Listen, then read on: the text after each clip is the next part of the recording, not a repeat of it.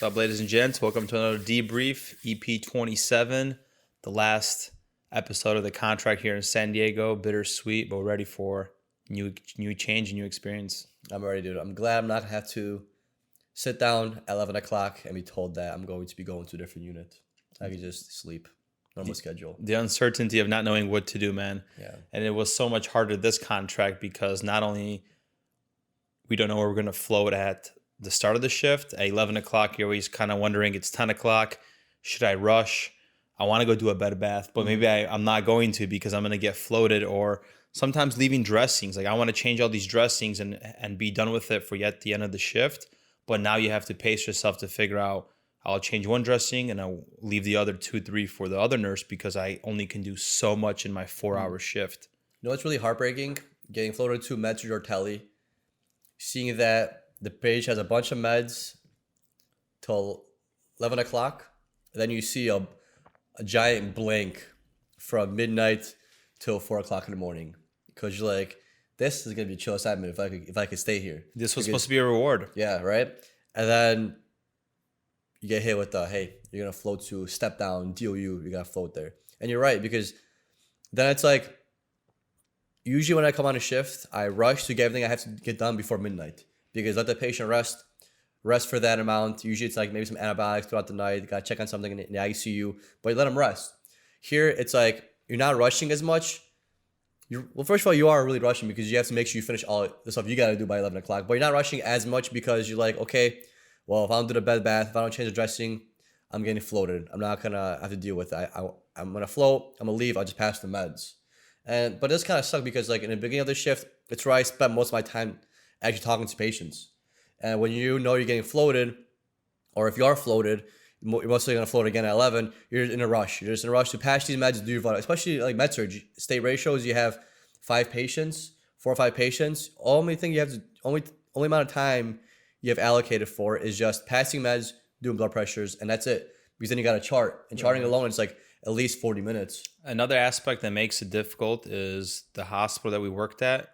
We do more full patient care. So there's goofy things happening with the CNAs where there was arguments with the union. They took them away where they're not even stationed at a unit. They just float around the hospital. And now they had something where they only prioritize like a couple patients throughout the shift and you can't really call them for the other patients, right?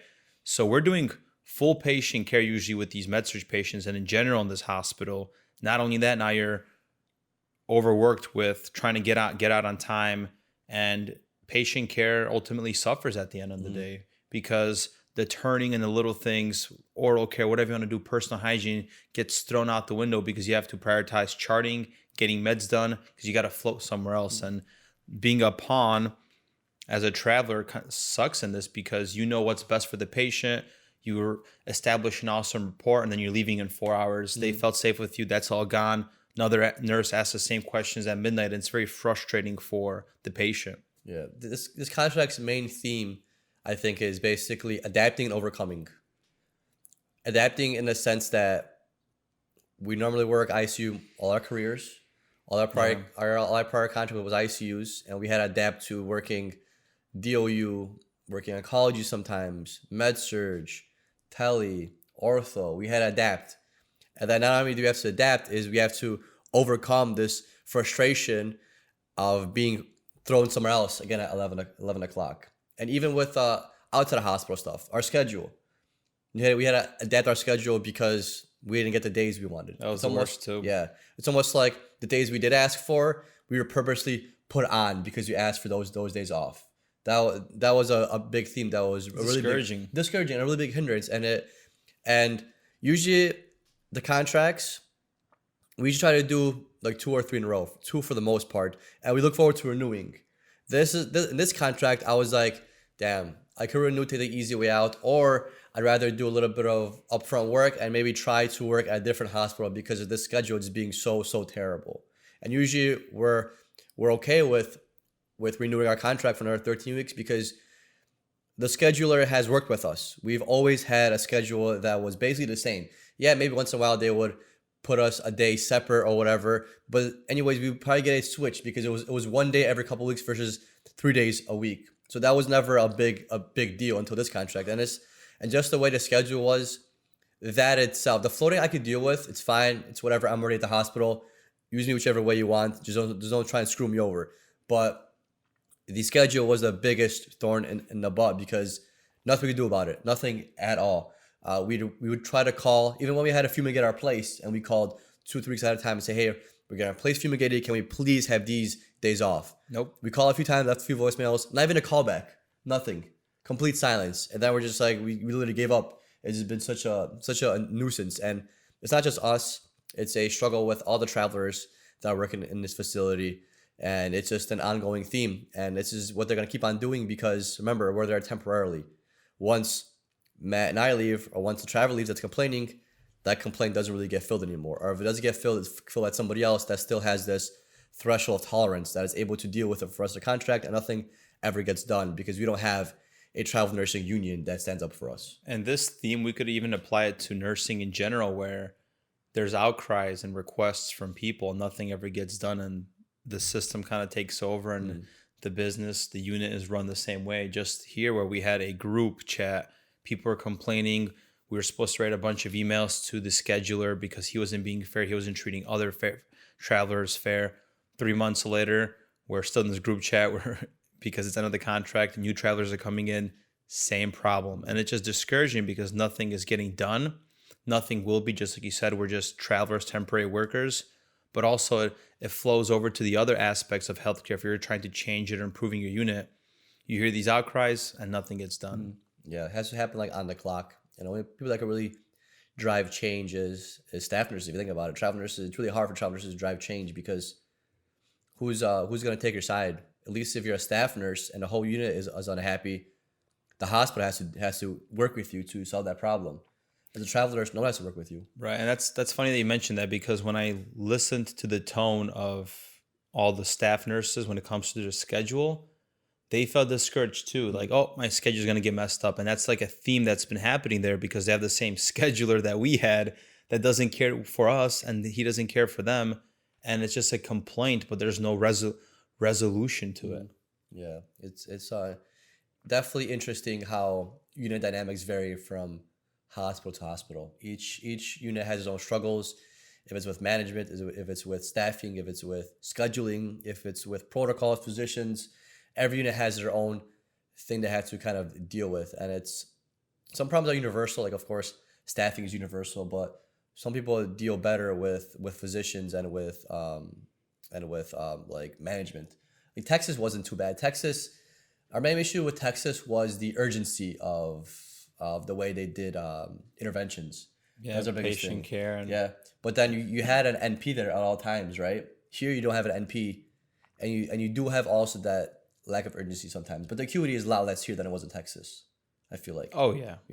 So it's like it's different. You go to different hospitals, you have this interesting nurse dynamic, then you have this unit dynamic that you have to take into consideration, then you have this management dynamics, then you have this dynamics with nurse physician dynamics. Just so much dynamics go into play, and it's actually pretty cool because being a staff nurse, the only dynamics you see is the dynamics that you work in. But being a traveler, you can finally pick around of what dynamics are good in this unit versus what was good in the last hospital. And it's actually interesting to see how everything plays into patient care and just being a nurse. And you don't really see that until you move around from place to place because you only know what you see and what you work with. And then when you see a lot of stuff, work with a lot of different people in different settings, in different states, different cities, you really see the different varieties of dynamic that there actually is and how you could change one to improve that in one way and then that trickles down to something else. It's really cool how this whole healthcare nursing dynamic works. Yeah. Yeah, very interesting. Yeah. And really how hard it is to drive change if you want to change anything, because every unit we hear about nurses want to change this, but every unit we also hear nothing ever gets done. So it's just like crazy to think about that. And you look back at your home unit, you're like, there was never any change in our home unit. And then there's never any change on all these other units as well. So it's like, what's going on? There's always this talk about change, but I haven't seen any kind of change being driven these last 3 years. Maybe we're there for too short that we can't see this follow through and change, or what's actually happening. Is there actually any kind of change going on, or what's actually going on, or just a lot of talk? And we always talk about change starts from within. So what's happening with the very core staff when it comes to the healthcare worker. What is a healthcare professional doing to facilitate this change? And if they're busy and overworked and they have no creative juices to drive change or drive to go talk to somebody or units or the UBG meetings, all that, then there's the big first problem. Right. And there's not that value that comes with travel nurses, because imagine no one has ever asked us, hey, how does our unit or our hospital compare to other places you've worked at? No one has ever asked us this. So imagine how a big of an insight, if you're a manager or if you're a nurse, charge nurse or whatever, if you could kind of get this kind of started. Imagine how beneficial it would be for you, for your unit or for the manager to ask the travelers, hey, what do you think our strong points are of this unit? What did you like about our unit? What did you dislike about our unit? What do you think we can improve? Because if you're asking that to a travel nurse, we have a wide variety of experience working for other units, not just the staff nurses. You can ask the staff nurses the same questions, but you're not going to get as of a differentiating opinion as you are going to from travel nurses. Because like going to that same point that if you've been a staff nurse only in this hospital for the last 6 years, this is all you know. You don't know how things are done somewhere else. You're only limited to the you could say echo chamber of what's around you, the problems. You only know the solutions that you have the ideas to versus like the solution that you've seen. We definitely have a greater insight of what works, what doesn't work, what's beneficial, what's not beneficial than the staff nurse. Yeah, we are very valuable, especially if we can add those opinions and help drive change and help the units that we work on see different perspectives. And I'll share something I shared the last day working in the ICU. So fascinating shift. I ended up in 3 different units in 12 hours. I started on a med-surg floor, had a few patients, typical med pass, whatever it is, ended my shift at 11, got things done, nothing to write home about there. Went down to DOU step down unit, had 2 patients, was open for admission, and I ended up at, let's just say, 3 a.m. I admitted a rapid response patient. His fever was 105.5. He was neutropenic. He had acute myelocytic leukemia, and he was just very, very sick. His only complaint was jaw pain. So as soon as I hear jaw pain, fever, sepsis, I'm thinking like endocarditis or something. But it's weird. His lactics were fine. It was only 1.3. His heart rate was in the 180s. We brought him down. He needed a cooling blanket. That's the main thing he came down. As soon as we broke the fever, he was 99.1 when I got him. I'm like, oh, they need a cooling blanket, man. He's all fixed. Thought it's going to be easy shift. And then he started becoming hypotensive. They gave him some boluses upstairs, but he was in the 80s. Paged the doc, got a liter of LR, started it. Okay, it's going to fix it. And then I kind of recycle it. I just had a bad feeling about this guy. Kept recycling it, and it was in the 70s. I'm like, yeah, dude, I'm giving a bolus 999, and there's no improvement. It's dropping. Called the doctor over, and it was already changing his shift because it was 4 o'clock. So both the attendings that the hospitalists came in were kind of talking about this guy. He ordered some albumin. He's like, let's pressure bag this.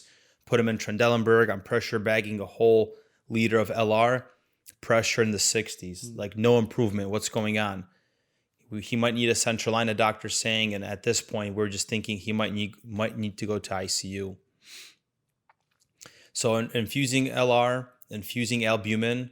He only had 1 IV to begin with. This was my issue as well. In emergent situations, you have 1 IV. Luckily, the rapid nurse came in, started an IV on the other side. And the way his pressures were going, I'm like, let's just start Neo. I run over to the ICU, grabbed the Neo, started him on the drip now because I'm in the ICU, so I could just take that patient. And what happened is I just let my assignment go, told the charge, like I have no time to finish charting or anything. He gave report to the other nurses. I put my backpack on, grabbed my lunch, wheeled the guy to the ICU, and that's where we're trying to work him up. And this was the issue here where I had no access. The neosynephrine that we started in his left AC infiltrated. Of course. He started having pain. I ended up using another IV. So then he had 2 accesses again. We're still at this point doing Neo. We wanted to start a central line. His platelets were too low, so he needed 2 units of platelet before we could start a central line. Platelets were delayed till 9 a.m. the latest. This is 5 a.m. right now. We have 4 hours, only peripherals. He needs Neo. And it was just like a shit show, man.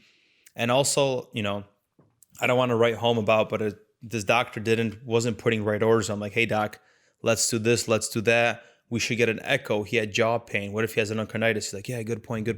Doing all this thing. But back to the main thing about the situation and kind of reflecting back to what you said about helping the units. At the end of this situation, like I needed him to get an antidote, right? I gave him an antidote for the neosynephrine. This could have been prevented and I could have had a good access and he could have been having blood transfusion. He needed that too, but he didn't have any access, is an IO, intraosseous kit. We have a hard time starting a peripheral. He's hypotensive, vasculature is rough. You drill into his bone and we establish a pretty patent line where we can infuse pressors. So at the end of my shift, that was just really busy. I got out past 8 o'clock. I'm like, hey, to the manager, you would benefit from having a intraosseous kit in the ICU, or even if the rapid response nurse carried an intraosseous kit, because that's how they did it in my previous place. In emergent situations, you just drill in access. So she told me that they did do that before, but then COVID happened and they never approved it. So she's reinstating this. So just seeing that dynamic where in critical situations, I felt a lot more comfortable in different units handling the situation versus here, we're struggling to get IV access in with an ultrasound while this patient is actively crashing on us. Yeah, definitely. I feel like an IO is definitely necessary for times like that. You don't use IOs very often, but that one time you do, you're glad someone knows how to put it in, or that you even have the kit or the resources to even do it. Yeah, man. I mean, this overall, the hospital was definitely rough to work at. Not because of the acuity, in a sense, but it was more of just the expectations that you're supposed to keep up with, like the floating and stuff like that.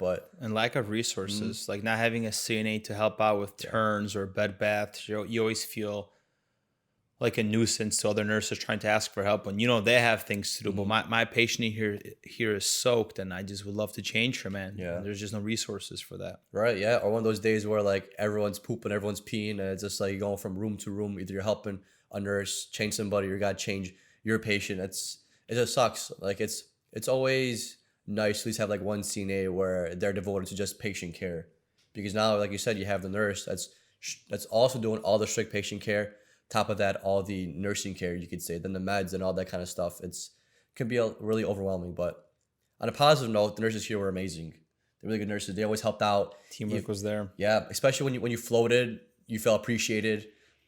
Especially getting floated to a DOU, because they had a lot of lack of staff, to say the least.